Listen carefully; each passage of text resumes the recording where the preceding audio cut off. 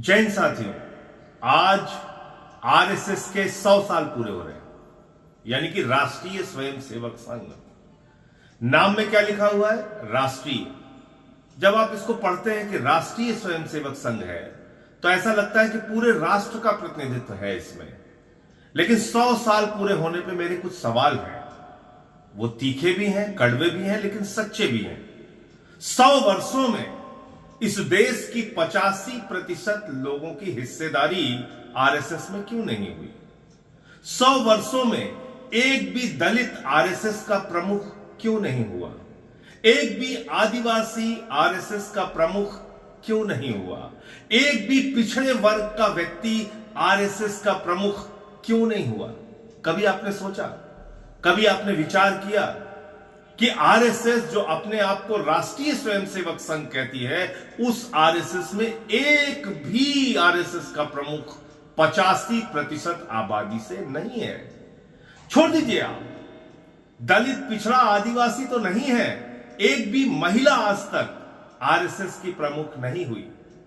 तो आप इसको एक दकियानुसी सोच वाला, एक संकुचित सोच वाला संगठन कह सकते हैं, जो संविधान के खिलाफ है, जो आरक्षण के खिलाफ है, जो दलितों के खिलाफ है, आदिवासियों के खिलाफ है, पिछड़ों के खिलाफ है, जो मनवादी व्यवस्था में यकीन रखता है, जो जाति के नाम पर भेदभाव वाली व्यवस्था में यकीन रखता है, जो छूत और अछूत की व्यवस्था में यकीन रखता है, जो बाबा साहब डॉक्टर भीमराव अंबेडकर के खिलाफ है, उनके संविधान के खिलाफ है। ऐसे संगठनों से आपको सावधान रहना चाहिए। और इनका क्या योगदान रहा भारत की आजादी के आंदोलन में, यह आपको जरूर पढ़ना चाहिए। 100 वर्षों के पूरे होने पर इनकी शुरुआत 1925 से हुई है, और तब देश जब गुलाम था अंग्रेजों का, उस वक्त आरएसएस ने अंग्रेजों का साथ दिया। इस सच्चाई को देश के लोगों को आज 100 वर्ष पूरे होने पर बताना चाहिए।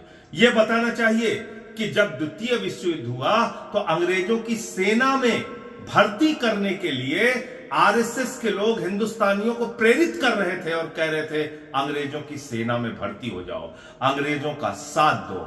आप जाइए, इतिहास में पड़ताल कीजिए, खोजिए और थोड़ा वक्त लगाइए, आपको पता चलेगा। क्रांतिकारियों की मुखबिरी इन्होंने की, भारत छोड़ो आंदोलन का विरोध इन्होंने किया, भारत की आन बान और शान तिरंगे झंडे का विरोध इन लोगों ने किया। यह इतिहास का ऐसा काला सच है जिसको आरएसएस कभी इनकार नहीं कर सकती। इसलिए जब आप 100 साल पूरे होने पर यह सुन रहे हैं कि प्रधानमंत्री टिकट जारी करने जा रहे हैं, पाठ्यक्रमों में आपको आरएसएस का इतिहास पढ़ाया जाएगा, तो उनकी बड़ाई, उनकी तारीफ, उनके कसीदे पढ़े जाएंगे, लेकिन यह नहीं बताया जाएगा कि इसने आजादी के आंदोलन में देश के साथ गद्दारी करने का काम किया है। यह भी नहीं बताया जाएगा कि 52 साल तक आरएसएस ने अपने मुख्यालय पर तिरंगा झंडा नहीं फहराया। और यह तो आपको जरूर याद रखना चाहिए कि यह भेदभाव में यकीन रखने वाला संगठन है। इसीलिए आज तक आरएसएस का कोई भी प्रमुख दलित,